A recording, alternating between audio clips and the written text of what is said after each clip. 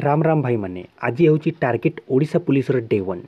आज सकाल 4टारू उठी भल भाव मुह धोई 4:10 पाखापाखि गोटे घंटा ओडिया अध्ययन कली, जहाद्वारा मु जानीपारि जे विशेष्य कौन एवं ताकू केते भाव विभक्त करा जाए। गोटे घंटा अध्ययन कर सारिला परे मु रनिंग पई बाहरी गली, कहीं ओडिशा पुलिस पई केवल पाठ पढ़िले हेबनी, सेतिपई फिजिकल मध्ये बहुत आवश्यक।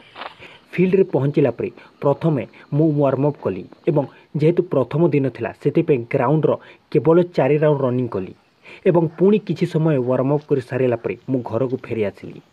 11टू 12टा पर्यंत मु गोटे घंटा कंप्यूटर अध्ययन कली, जो मु बेसिक ऑफ कंप्यूटर विषय जानी पारिली।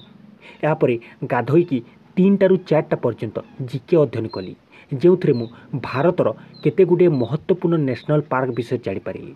यापर राति 7टारू 8टा पर्यंत इंग्राजी अध्ययन कली, जहाद्वारा मु प्रोनाउन विषय जानीपारि। एपरी भाव टार्गेट ओडिशा पुलिस डे 1 समाप्त है।